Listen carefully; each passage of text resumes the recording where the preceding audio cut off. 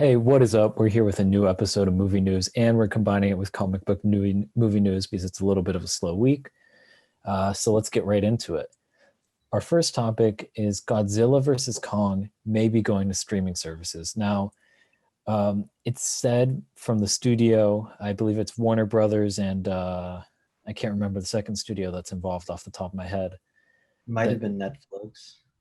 uh, I feel like yeah, they're maybe. they're the two in competition because it's Netflix and Yeah. HBO Max who both want to Yeah. buy the film.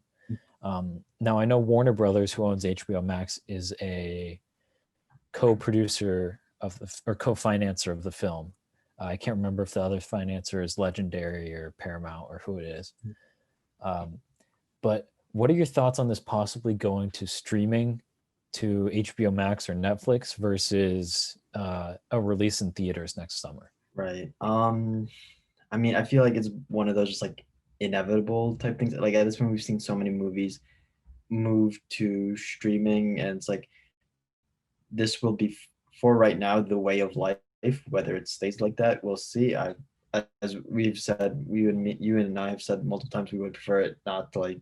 We would prefer this whole like situation to be, of course, a temporary thing where like we want to go back to theaters, and I think especially for like something like Godzilla versus Kong, you need to see that in like biggest screen possible. But I mean, it's just that at this point, after so many things have been moved to streaming, it's just kind of like an inevitable reaction. I kind of wanted to go to Max just because Max is like limited in like new content, so to have something as big as Godzilla versus Kong, I think that would be a great way to help boost the streaming services like reputation. Yeah, and the interesting thing is, I read the offer was somewhere in the $200 million range from Netflix. Um, I don't know how much Godzilla versus Kong cost, but that seems like a low offer. Maybe the studio's really shedding and they need the money, but what do you like that movie has a I know the first one didn't make a ton of money. It made what, like 450, $500 million? Well, the last one, King of the Monsters, Yes. with your favorite actor, Kyle Chandler. Yes. Uh, Hold on, I'm just like checking on my other computer. How much it made? You said It made $386 million worldwide. on a budget. Okay, 170 to 200 million. Okay. That's not a ton of money. Hmm. I mean, maybe you're making a profit if you don't market it a lot, but like that's not a ton of money for that film. Yeah, So if you that's have a actually budget, if you have a budget of 170 million for the new one and you haven't marketed it at all because they haven't, I right. mean, hypothetically you're making, depending on how much profit you need to make just to pay back loans and that sort of stuff from Yeah, banks, you're making hypothetically, at best $30 million of profit. That doesn't seem very. profitable. Yeah, I'd be surprised if there wasn't a bigger offer put in before they'd accept. This Yeah, is a true. film that should make 300 and something, 350 or more $1 million dollars at the box Yeah, office. But I'd be curious how they may think, well, we don't have to spend our marketing money. It's like sure money in a time where we don't know what's going to happen with COVID. They may just take the offer. I'm kind of with you. I like that Netflix is trying to acquire more stuff for me as someone who owns a Netflix account. yeah, But I also have HBO Max, and to me, from a perspective of HBO Max proving that it's worth the cost, it needs to have stuff like yeah. Godzilla on there. It needs to have these high profile films and TV shows and more original content, Right. um, to kind of buff the streaming service, because like Harry Potter's like on and off the whole time with with them. It was on for the first like 2 weeks and then it had to go somewhere else because of licensing. Right. It's just like that's why like Wonder Woman 84 is going to be so big, because that is like the kind of in a way one of the first true like Max originals, and it's one of the most famous like heroes around. So I don't know. I just Godzilla versus Kong should do what they need to do as like so they as an entity like are can be deemed successful. Although like I don't know. I just like I think like as a co-financer, Warner Brothers could like be like we want to keep that product like with us, put it on Max type thing. Yeah, 100%. And I think Warner Brothers is going to pull hard and it'll probably end up on HBO Max. Um, that's my guess.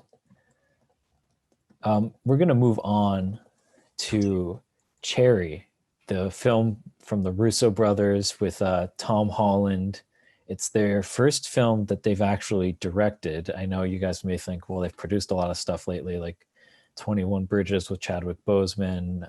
Extraction was written by, I believe it was Joe Russo who wrote that one. Uh, and they have another movie, Musil, that they're producing that just actually came out this weekend. And the first pictures for the film dropped that will apparently be in theaters on the 26th of February and on Apple TV March 12th. Now, Nick, when you first saw these pictures, how did it change your excitement level for the film, or did it not at all? Let's well first like there's this one photo where he's with like his girlfriend or whatnot, and I first his my I have a friend, she has a huge crush on Tom Holland, and the girl looks a lot like her. So it was just like it was just a really funny thing to send her that picture, and was like, this could have been you. Also, his haircut in that hair in that one picture looks bad, but I feel like it might be on purpose just because like he's like someone like living on the edge or whatever. Um, I I've been I've been excited for this just because like I think we said this a while back. Like this is the first non-superhero film for all parties involved. Like Holland's already had Devil at the time, but like this is another like kind of dark, grittier role. And the Russo brothers, this is their first non-MCU film, MCU related material like that they directed. Like I think for forever and in forever. So I'm intrigued to see. There's a certain I like the vibe going off right now. Just like there's like the one photo of Holland in like the army gear. It's like a tired, like worn out like feel. He seems so like just worn down by wearing all this stuff. I feel like a trailer, again, as always, a trailer would be a nice, a better approximation. But I think I like the vibe the pictures give off. I like how Tom Holland just seems to be carrying himself in these images. I think it'll be an interesting film when it comes out. You said what? April, right? Is that Uh, what it it is? it drops on, I believe, February 26th in theaters, and then early March Early on March. Apple Okay, Plus. so got you. Okay, I don't know where I got April from, but yeah, I'm definitely excited to see it. I'm liking to see that the pictures are kind of going with the image of the film I had in my head. Yeah, I know for me, just for those who don't know, Cherry follows this journey of a disenfranchised young man from Ohio, who meets the love of his life. He's a former military veteran suffering from PTSD, only to risk losing her through a series of bad decisions, which includes, but I don't know if it's limited to him being a bank robber, which you see in one of the images here, where he's holding out this dollar bill that says, I have a gun, if I remember correctly. And I'm really interested in Tom Holland in this role. This seems like a really massive role for him to get. And for someone who's Spider-Man, I also kind of buy him as a tortured soul, with the buzzed hair. That the one where he has the dollar bill we'll put up on there. That he just look with the sunglasses. He just looks like he's tired and messed up, which is fascinating because it's the complete opposite of Tom Holland. Whenever you see him in interviews in real life, where you see him as Spider-Man, it's a complete 180. So we're pretty excited about that, and I can't wait to see a trailer for it. But we're going to move on, Nick. This is one you know a lot about. Pinocchio, starring Roberto Benigni, will release in theaters in 2020. Now, Nick, you want to tell us a little bit about this? Right. So this is it is a live action adaptation of Pinocchio. Funny if the second one that's supposed to happen, Guillermo del Toro's scheduled to make another one. However, this isn't that one. This one is firmly uh, on Roberto Benigni. For those who don't know, he was behind one of the best films from what was it? Let me just check here. I believe it was the 90s, called Life is Beautiful. He won best foreign language film and best actor at the Oscars that year for the film. And I'm a big fan of that film, so I'm very excited to see this. And also, I believe this film is not like a Disney remake, which I think is very fascinating, just because like Pinocchio, like Aladdin or whatnot is like one of those stories that have been inherently like associated with Disney. So to find out that it's not associated with Disney, I'm intrigued to see how um how it'll play out, because that'll definitely get a different vibe to compare to all the other live action remakes that have occurred. I'm also surprised to see that they uh, decided to be bold and open this theater in the Christmas holiday. I think I don't know, I think that's just an incredibly bold move. So I hope I wish it success. I think if if theaters are open by me, I will try and potentially watch it, just because like I said, I love Life is Beautiful. I think Benigni's great, and to hear him like starring in it is very reassuring. So I hope it's successful. It's gonna be a tricky time in theaters this winter. Yeah, I have a feeling it's going to be a mess for any film that's releasing in theaters. Um, they're going to make their money on video on demand. And I hope it's successful. I hope it's not a massive budget, because a massive budget during the season is just not going to do well with COVID. Yeah, But unfortunately. we're going to move on. Now, this had been very rumored before. We didn't know, it wasn't confirmed. He was playing coy about it. That's Mads Mikkelsen being cast as Grindelwald. Nick, you weren't surprised at all, but are you happy with this casting? And do you think it's appropriate for the situation they've been put in? I mean, for the situation that happened, I think one, this was the right way to go in terms of like just how they handled the whole thing. And also like it's funny when the rumors started, they're like, oh, Mads Mikkelsen might be Grindelwald. In my head, I was like, I didn't even think of Mikkelsen for some reason, but like that's honestly perfect. So to hear them finally be like, yeah, he's playing Grindelwald, it works out so well. Grindelwald's a very like quiet spoken character, but like his presence is still like just like magnified by how much power he has. And like Mads Mikkelsen is just really good at just being that like more like soft spoken person while maintaining that larger than life aura, like the Chief in Casino Royale, even like Galen Erso in Rogue One. What's his name again in Doctor Strange? I always forget that villain's Oh name. gosh, I can't remember. And I know who you're talking about though. Keep going. Yeah, like even there, like his moments where he's like he never yells, he never like gets angry. He's just very like focused, zen like, which is like perfect for Grindelwald. And like Mikkelsen is such a underrated actor. So to hear that he's going to be appearing in this big franchise, I'm very excited to see, because I haven't seen him, at least for me, I haven't seen him since 2016 with Rogue One and Doctor Strange. So I think it's a great casting choice. Yeah, and we're gonna move on to a little bit of TV. This is because I am a massive fan of this show. It's Euphoria. There's a new episode. It's a bridge between season 1 and season 2. There will be 2 episodes. The first one drops December 6th. I'm so excited about it. It's just titled Rue. Um, this show, Zendaya won an Emmy for it, well deserved. I think it could have been up for best series that year. I think it was that good and underappreciated.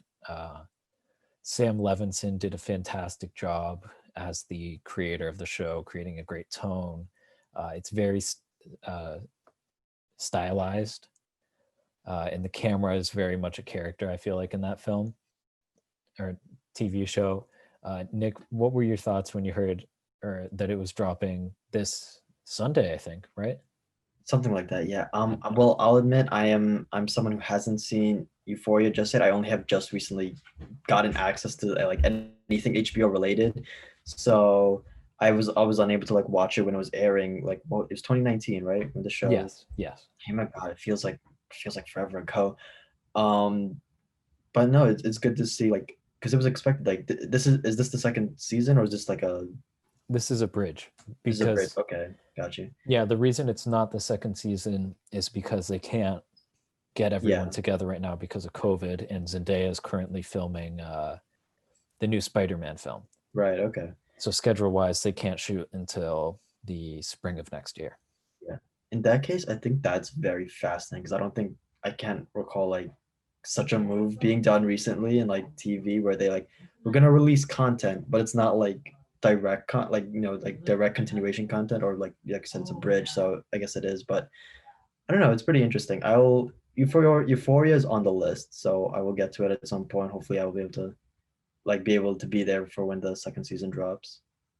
Yeah, and to whoever's watching, if you have not watched Euphoria and you're a friend of mine, I do not know what you're doing. I've definitely talked to you a lot about this. Go watch Euphoria and then come back and tell me how good it is because it's fantastic.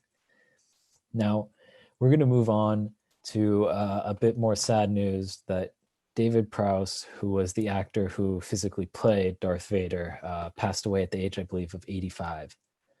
Now, I know this was a bummer to me. I've grown up with Star Wars as a kid. We have Mando reviews every Friday because we're such massive Star Wars fans. And, a lot of people know Darth Vader as James Earl Jones for the voice, but I think, it was really it's the two of them together that make the character so memorable.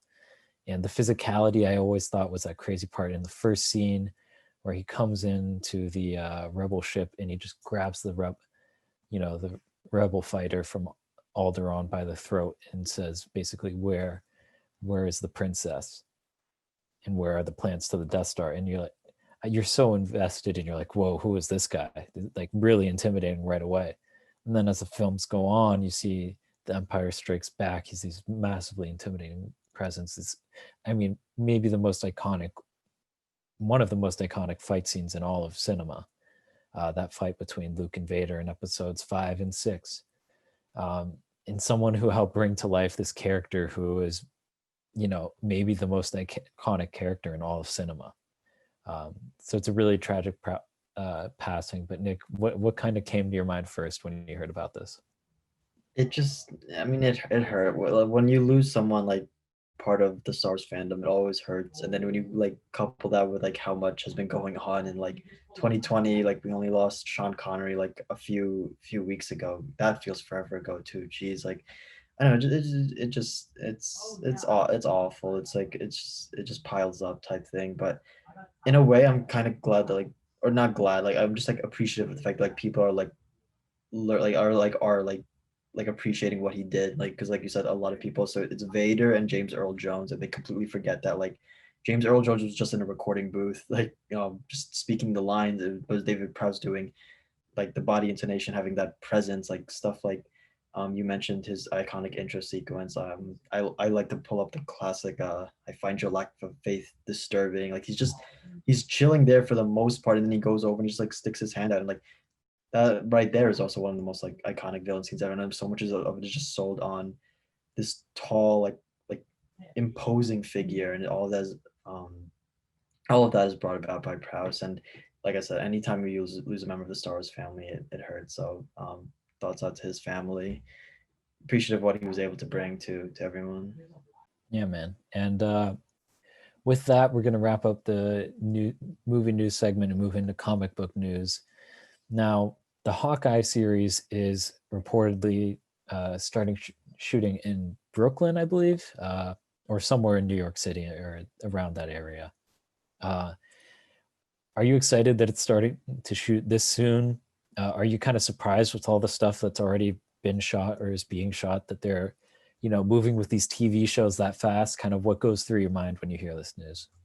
I mean, I like as a TV show, I suppose like it makes, because I know like Hawkeye, She-Hulk and whatnot is like they want them to come out like 2022, I think was their estimated release date. So I guess it makes sense, like especially as a TV show, to like get them out, and knowing the big budget Disney Plus shows are, like how like do the post production. I'm not totally surprised that they started filming. What I guess I am like caught off guard is that we've basically heard no information about this show, and like it just kind of came out of the blue that like, oh yeah, they're filming. Like they haven't even casted like Kate Bishop yet. Like I think we're all like 85% sure it's gonna be like Haley Steinfeld, but they haven't said anything. They haven't like Jeremy Renner hasn't been like James Gunn was like with Peacemaker. He was like, all right, I'm quarantining, and like here, like we're getting ready to, he just kind of like dropped it, like, oh yeah, by the way, we're filming. So that's why like I don't know. I just thought they would be filming at a later time, but I mean, it's nice to see that they're gearing up production. It's always nice to see like various projects, whatever they are, like getting back to work and it's everything. I just honestly just did not even anticipate this being a thing. Like they haven't even finished like Falcon and the Winter Soldier yet, but they're moving along. They're moving along. Yeah, they're moving at a crazy pace. I don't know how Kevin Feige does all this between the movies Yeah. and the television shows. It's nuts. But the thing that's interesting is there was a photo of Jeremy Renner. I don't remember if it was from his Instagram, where he had some scars that some fans were saying were um, that similar to those in the comics from a certain comic book storyline. So I think they may have been shooting for a little bit beforehand, and we just heard nothing about it. They've been pretty stealthy about these Yeah, TV so shows. like that's yeah, The that's how movies just less so. like that's just surprise. Like I don't know, it's just pretty cool that they were managed to like be doing. It's always interesting when you like get hit in the middle of production. They're like, oh, they've been like doing this for a while. We didn't even like know. Right.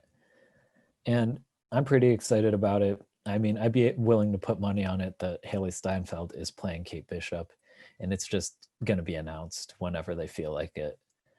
I wouldn't be surprised if it's announced in the next few weeks because they're shooting outdoors, Mhm. and they may not be able to hide it shooting outdoors in New York City. I think that's kind of a tough job. Yeah. So we're going to move on to our next subject in Marvel, and kind of the world in general. Is Chadwick Boseman's 44th birthday was Sunday. Just it really hits hard to think about like how young he was when he passed at 43 years old, and it kind of with Black Panther 2, we've been talking about the news about it. Hearing about Chadwick again is really kind of a killer. So again, I'm going to ask you what went through your mind when you kind of heard that, yesterday was Chadwick's news and you kind of saw the pouring of support and love for him. Yeah. I mean, it's we said it like all like the while ago. I think maybe in our Chadwick spotlight, but like, he's gonna be an icon for like forever. Like especially for our generation, he is gonna be ever present on like a whole other scale. So like and it was just like both like a nice, not a nice, but like a just or just a reminder in general of like what we lost, but also like how much he meant to everyone. Like Ma Rainey's only what 3 weeks away or so, like, and it's just like we're gonna be closing out the year more or less with him. Um, so I don't know, just gonna it was just nice to like remember him, reminisce as always, and I don't know. It also just got me really excited for Ma Rainey even more. So just because I'm like, this is it. This is gonna be like the final like big performance from him. So it's gonna be good. Good. Yeah, man. It just like every time you see a photo of him on social media and you think about it too much, like it just really hits. Um, it just sucks so much that he's gone, but I think it's a testament that we're still thinking about him that much, and we probably will be forever, of the legacy that he has, uh, from all the characters that he's played. And it's just something that is constantly, at least for me, and I think for most people. I mean, if you check your social media, it's something that's going to stand with them for forever. We're going to move on to our final subject now. Daredevil, the rights have returned back to Marvel Studios at Disney. Um, they can now do whatever they want with that character. Nick, do you think they already have something planned? Do you think they're just going to go right away and start figuring out that character, or do you think they're going to wait like they kind of have been with the X-Men because they need Mhm. time to figure out how to incorporate the characters into the MCU?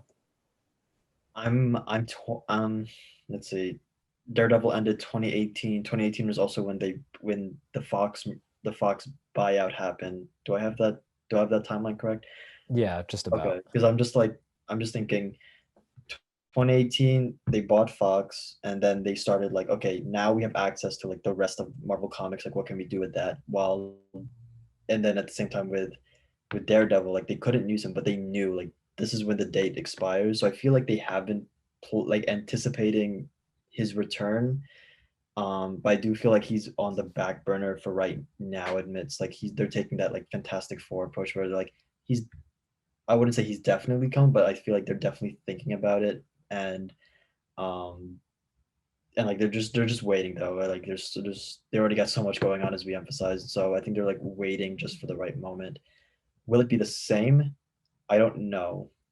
an optimistic person would say like yes, but a part of me also doesn't like. I don't know. For the Daredevil show on Netflix was so good, and I just feel like one of the reasons it worked was it wasn't the MCU like style. Like they divorced from that so much, and I feel like with subtle things like casting Mahershala Ali as Blade, even though he already played a technically an MCU character, I feel like they low key retcon the Netflix shows out of existence, or like they put them on a tangent to the MCU, and so like I don't know. I personally don't want it to be seen like as much as people want like Charlie Cox back, and I would love to see him in another show. I would love to see him in another season from Netflix and not necessarily from Disney, because I feel like it's just going to be a different vibe overall. Is what I'm trying to get at. Yeah, I get that. I get that 100%. I mean, I'm a fan of the character. I knew nothing about him until the Daredevil show came out, and I instantly fell in love with the character. You know, he's kind of Batman-esque. So I really love the character. I love the adaptation that they did at Netflix with that specific character, not necessarily others. But I really hope that they take their time and do it right, like they have been with everything else. I mean, I have faith that they'll do that.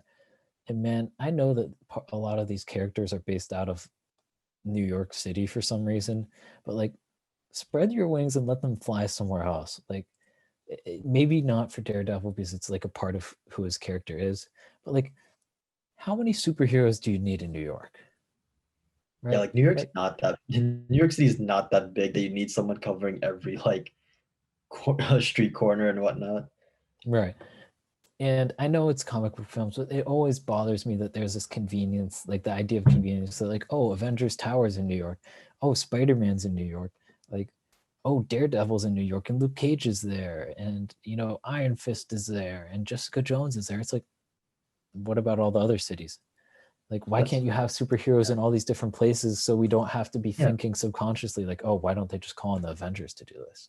Like San Francisco and Chicago need say occasional say they have crime too as well. That's why like just short tangent like Punisher season 2 kind of irked me because they started off like Frank Castle was like far away from New York City and then they brought him back and I'm like we've already seen Frank Castle and we already saw him in New York City for 2 seasons, Daredevil and then Punisher season 1. It's just like New York City's getting crowded. It's already a crowded city, but then like, you just add all these all of these people. It's like oh my gosh. Yeah, I mean, and I'm nitpicking to be fair, Yeah. but I'm excited that he's back with Marvel.